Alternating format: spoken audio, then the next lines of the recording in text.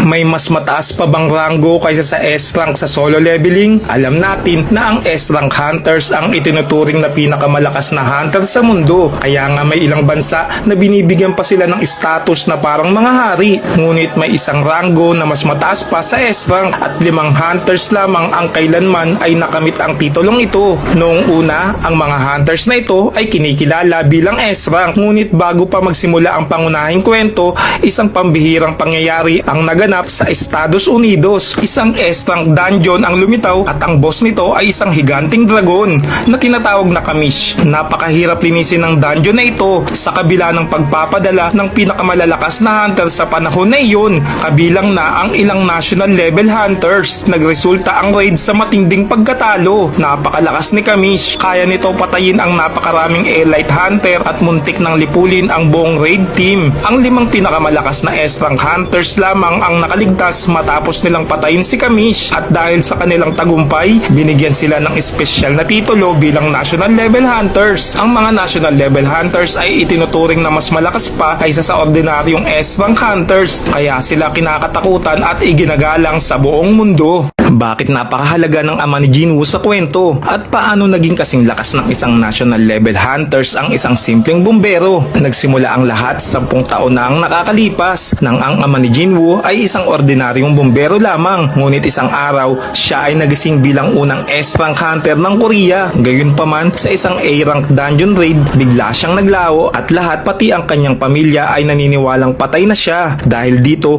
dumaan sa matinding paghihirap ang pamilya ni Jinwoo. Pero ang totoo, buhay pa siya. Siya ay sinagip ng mga rulers at binigyan ng kanilang kapangyarihan upang maging kanilang vessel. Ang kanyang lakas ay umabot sa antas ng mga national level hunters tulad ni na Thomas Andre at Liu Zigang, na kabilang sa 5 pinakamalalakas na hunters sa buong mundo. Isipin mo, ang ama ni Jinwoo ay kasing lakas ng mga maalamat na hunters na ito.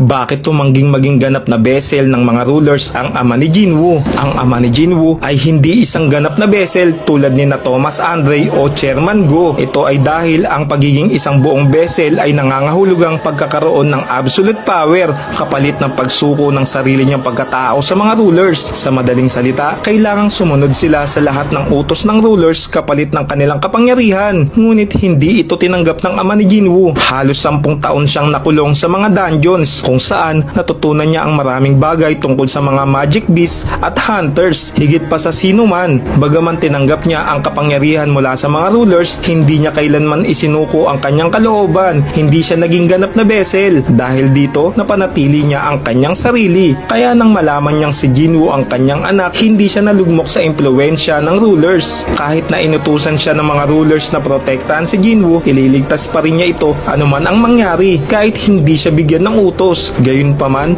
may kapalit ang pagiging hindi ganap na vessel. Hindi niya kayang lubusang hawakan ang kapangyarihang ibinigay sa kanya, pero kahit ganoon, sapat pa rin ang kanyang lakas upang lumaban at pumatay ng mga monarchs.